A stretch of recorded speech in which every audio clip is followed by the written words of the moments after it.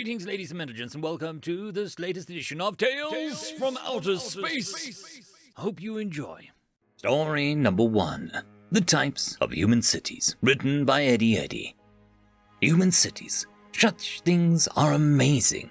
I've seen cities from every race that could exist, and while each has its own appeal, they all pale against human cities.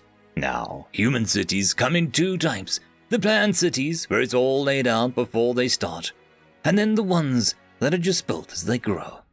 I spent my last few years in several human cities, and each is not only unique in its structure and arrangement, but each city seems to have a personality. And I don't mean the humans act differently, but the city itself seems to be different in how it feels. But that isn't all. Listen, and you'll see. There are woven cities, messy things of intertwined roads with dozens of tiny interlocking alleys and walkways. Some you can drive, some you can walk, and some are hidden in buildings where you can walk in one side and walk out the other. These cities always have another path you can take, a small detour that sometimes cuts off 10 minutes, sometimes adds 20. There are both glittering paths that shine with light, and others that are dark and threatening. A network of strings all tangled together. There are web cities that all spread out from one specific place, where everything is built around one big structure, like a spaceport. No matter which road you take, you'll eventually end up there. Some are even based around hills, so if you ever get lost, you can just walk uphill, and you'll find yourself back at the center. They all are different scales, and sometimes even have their own small webs within them, a man-made spiderweb. There are planned space colonies. They are big grid, and everything laid out nice and neat. There is traffic on every road, and people are always walking around with places to be and things to do. It bustled and hummed. It was like an office, all business and work, everything where it should be and as it should be, waiting for the next order to come across its desk. The heights of stone and steel, the rains turn to silver, and the sunset turns to gold. A glittering machine that thrummed with life. And human cities don't only have personalities in their buildings, but in how they sound. Each seems to have its own sounds and noise, unique cornucopia of sounds that tells you just what life is like there, bustling, calm, measured, or hectic. Each sings its own song.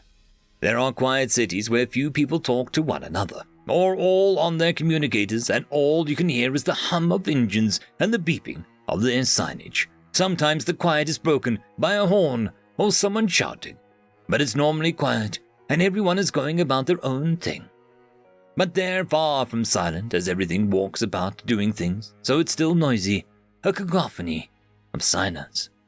Then there's the wild cities, where between people talking and the engines, you can hear short snippets of nature. Sometimes they're seaside, so you can hear the waves, or sometimes they are filled full of trees, so you can hear the birds. They are often full of bits of nature that you never quite expected, a forest of steel and concrete that the wilds have made peace with. Then there's the really noisy ones, where everyone has something to say, people selling things, offering things, buying things, and trying to get others' attention. It's so noisy, it's exciting, there's always someone to talk to, listen to, or just watch. It's never quiet, even late at night you can hear parties, clubs doing business, or people rushing to get home. Or get to work even late at night, a panoply of sound. Then there's the ages of human cities. The older a human city, the more secrets it has, but even the newest ones will have a few hidden passages or shortcuts. I don't know what it is with human cities, but they love hiding things just so others can discover them. If you ever see a human hiding something, it's probably because they want it found, but not soon. Maybe not even till after they've passed away. But they want it found someday.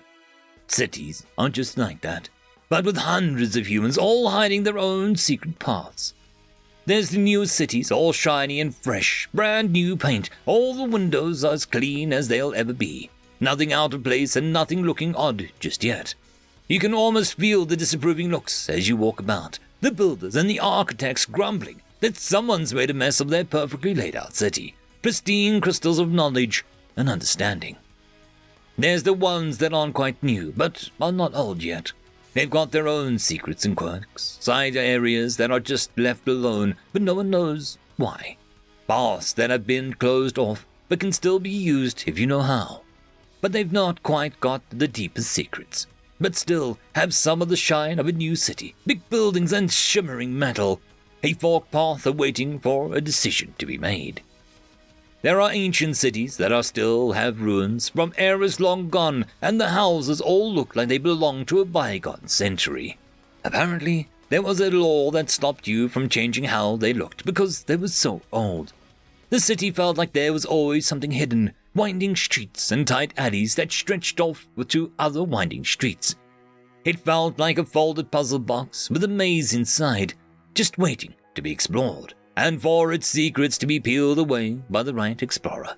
I got lost so often, but it was fun. A book of secrets and stories to be read.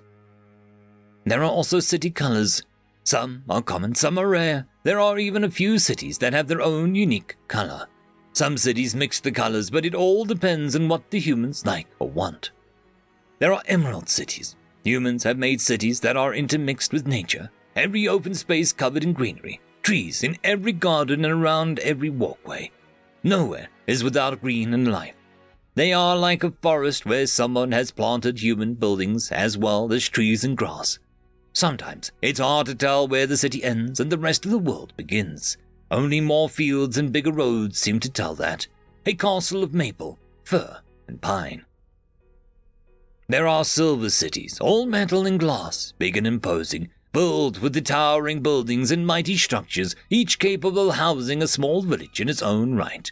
Everywhere is built to be as big as possible with as much volume for the least space as possible, building up and down as far as they can go.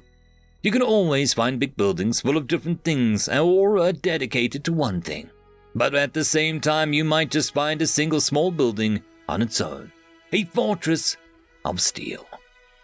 Then there are cities of red and brown, or sometimes yellow or even white. These cities are built of stone and brick, matching the color of the ground around them. They are filled with the flavor of the land and the color people want.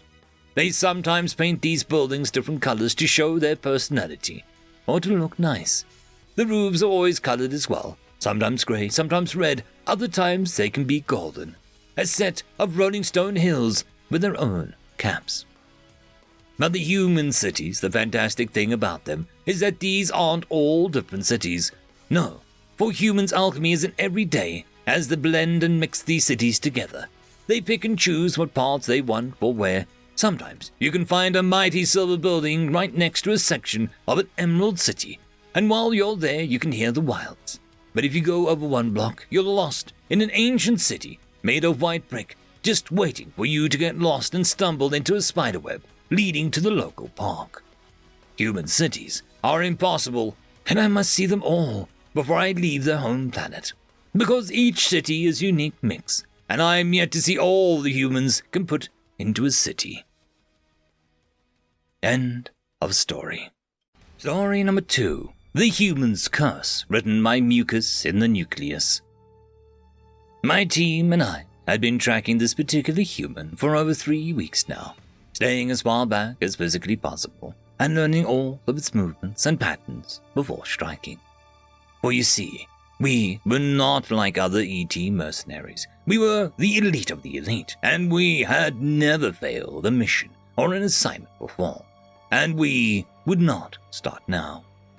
After spending exactly 3 standard weeks, 4 days, 14 hours and 21 minutes and 6 seconds tracking and plotting, we were ready to spring our trap. My team of over 12 fighters, clad in the strongest power armor we could legally and, sometimes illegally, buy, with an assortment of plasma, kinetic and light-based weapons. We made our strike fast hard, easily slicing off the human's legs to prevent it from running and pinning its torso against the plascrete of the floor of the station. The human was injured too rapidly to do anything but speak its dying words. The mission, success, or so we thought.